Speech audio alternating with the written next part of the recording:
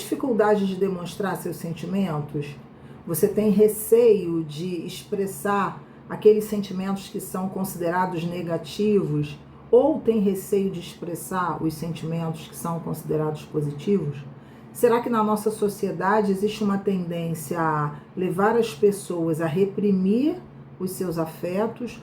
Ou será que é o contrário? A sociedade estimula o transbordar das emoções a tal ponto das pessoas até mesmo perderem o controle de si e gerarem algum tipo de prejuízo na interação social?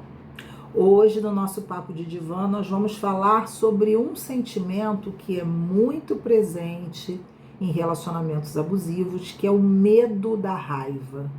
O medo que você tem de expressar um tipo de emoção que é muito condenada socialmente e que traz muitas controvérsias em torno da forma como as pessoas lidam com ela.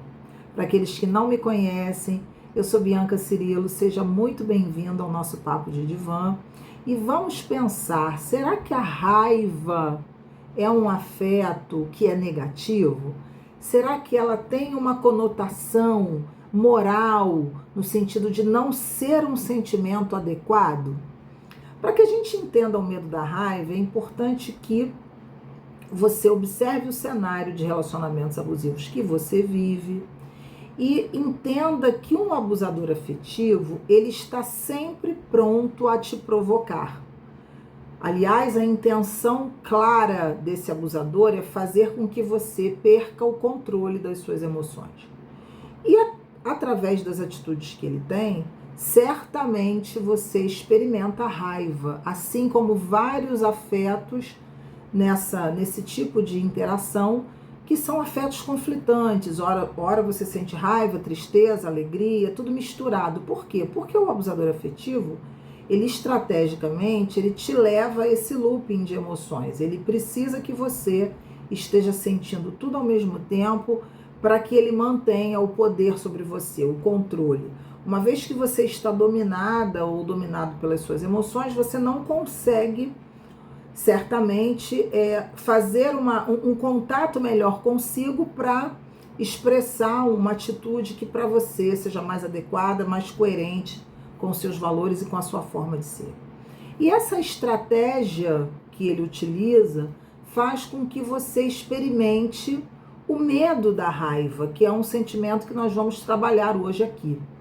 A raiva, ela vem dentro de um contexto até mesmo histórico, religioso, sem condenar aqui qualquer tipo de religião, mas ela vem dentro de uma cultura religiosa como uma espécie de pecado, como algo que não deve ser sentido, porque a raiva é um sentimento que pode gerar destruição. Inegavelmente, ela traz um desconforto, ela traz algo que é trabalhoso para gerenciar.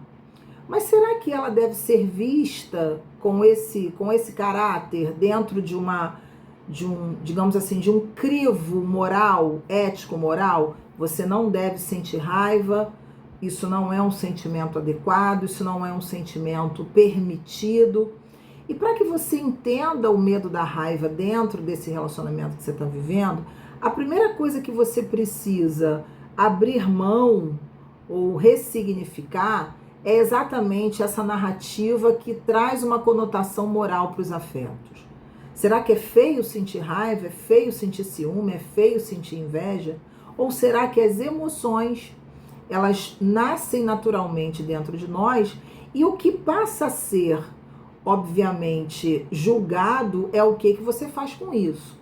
Se você utiliza a sua raiva para destruir uma pessoa, para fazer algo que não é legalmente aceito, certamente essa raiva foi um condutor para algo que não é positivo, no sentido legal da coisa.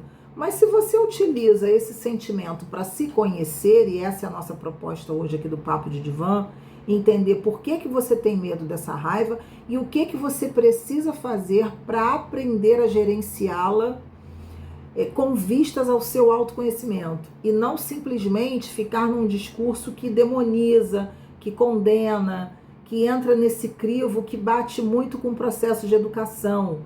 Geralmente as crianças, você deve ter passado por isso também, escutam coisas do tipo: não sente raiva do amigo, porque isso é feio, sentir raiva é pecado, não pode, não vai para o céu. E uma série de discussões que, na realidade, causam muito mais distorções do ponto de vista desse autoconhecimento do que uma proposta de aprimoramento do sujeito.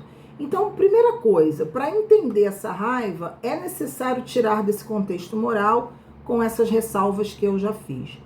Então, vamos pensar. Quando um abusador faz algo que você não gosta, geralmente você reprime porque ele, no menor sinal de que você vai questionar essa contrariedade que você sofreu, no menor sinal onde você vai se colocar contra essa postura dele, demonstrar que você não gostou da atitude dele, ele te traz um tipo de ameaça, muitas vezes velada. Normalmente não é explícita, depende do caso, cada caso é um caso. Mas ele vai apresentar uma espécie de alerta, como quem diz assim: se você tentar alguma coisa contra mim ou simplesmente reclamar da forma como eu estou me comportando, vai ter uma represália, eu vou fazer algo contra você. Então a tendência é você ter medo desse afeto, aí você reprime, juntando com questões que você já aprendeu.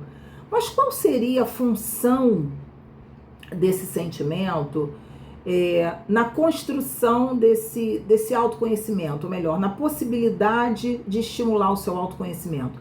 Será que a raiva ela tem uma função que é uma função positiva? Será que a gente pode se expressar assim? Positiva no sentido de gerar algum tipo de benefício, de aprendizagem? Ou será que a raiva tem que ser um sentimento puramente condenado e ficar sempre nesse crivo crítico, como se fosse algo errado de sentir?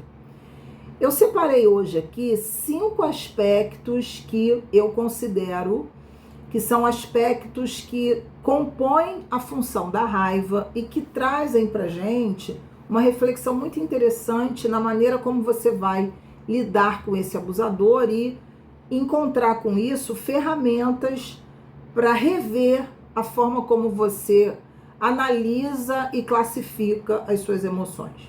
Então vamos lá. Qual seria a primeira função da raiva? Proteção. Assim como todos os sentimentos, eles têm uma função. O medo tem uma função de proteção também. Por quê? Por que a raiva tem a função de proteção? Porque a raiva, ela te defende de uma ameaça. Ela sinaliza para você que você está numa situação que é uma situação arriscada. Então, certamente, ela vai cumprir esse papel de sinalizador de aspectos que são aspectos perigosos para a sua integridade física ou a sua integridade moral ou psicológica. Então ela tem esse caráter, ela tem essa função que é a função de proteção. Uma outra função que a raiva tem é a função de motivação. Parece um contrassenso, mas ela motiva você a resolver problemas. Sabe quando você fala assim, só de raiva eu vou fazer isso? Isso tem uma conotação interessante porque ela mexe, sem dúvida, com aquela indignação que você sente. A raiva traz isso quando você é humilhada, quando o abusador diz para você: você está reclamando, mas você precisa de mim, você não tem como se sustentar, então você vai ter que aturar isso aqui. Então isso mexe, obviamente, com a sua autoestima, porque você percebe que está numa relação subalternizada, submissa, ali numa relação de sujeição. Então a raiva tem essa função de motivação para você buscar uma solução. Eu preciso fazer alguma coisa para sair disso. Uma outra função da raiva é conscientização. A conscientização ela é muito interessante porque a raiva sinaliza para você que algo de errado está acontecendo naquela relação, que existe um exagero ali na postura daquela pessoa. A conscientização é quando você analisa que aquilo que você está vivendo está gerando para você um tipo de agressão aos seus valores. Você toma consciência quando você observa isso que ele falou para mim, ele não poderia falar. Essa atitude que ele teve comigo ou ela não poderia ter. a conscientização vai te dar o parâmetro dos seus valores morais, do que você deve aceitar e o que você não deve aceitar. Então a raiva tem essa função. Uma outra função que a raiva tem é a função de alerta. Esse então é bem interessante. Por quê? Porque o alerta é exatamente quando você já transgrediu esses valores próprios. O abusador já te levou a um estado de relacionamento, algum tipo de pressão psicológica que você passou por cima dos seus valores. Então ela apita, a raiva apita dizendo, olha, sinal vermelho, você passou por cima de você, você não deveria ter feito isso. Isso agride a sua forma de se perceber, isso agride os seus valores, o seu jeito de ser. Então a raiva também tem essa função. E uma última função é o impulso. O impulso é justamente você buscar alternativas, é quando você conjuga com a questão da motivação, ou seja, aquilo que te leva à resolução de problemas e o impulso para buscar recursos para sair dali. Olha que interessante, quando a gente olha a raiva dentro dessa perspectiva, a gente entende que o importante é você assumir os seus afetos, os seus sentimentos. Se você nega a raiva que você está sentindo, e geralmente o que as pessoas fazem para serem aceitas socialmente, para não serem criticadas por sentir raiva? Elas transformam a raiva em tristeza. Quantas vezes você fez isso? Você ficou indignada com a atitude do abusador, mas você transformou isso numa tristeza, porque a tristeza passa melhor pelo seu crivo de consciência. A tristeza você consegue assumir porque ela não tem uma condenação social como tem a raiva. A raiva, ela está sempre ligada a algo que é demoníaco, algo que é descontrolado, algo que é feio de sentir. Então, geralmente, você entuba essa raiva, só que o seu corpo não entuba. E aí você fica doente, você começa a ter uma série de problemas de saúde, porque essa raiva está sendo engolida. E muitas vezes ela ativa situações da sua vida pessoal que você também não se deu conta. Aspectos que você aprendeu na educação para reprimir esses afetos. Qual a importância de tudo isso no lidar com abusadores afetivos? Isso vai te ajudar, primeiro, a assumir essa raiva. Não finja que não está sentindo. Isso não significa que você vai pegar esse sentimento e agir de uma maneira precipitada. Não finja. Mas você observe o que essa raiva está me sinalizando. O que eu gostaria de deixar nesse vídeo? Anote essas questões que nós trabalhamos e identifique lá em que ponto eu estou. Será que a raiva está funcionando como alerta, como impulso, como motivação, como proteção? Nessa relação com o abusador, o que realmente eu preciso aprender para lidar melhor com os meus sentimentos, principalmente com a raiva?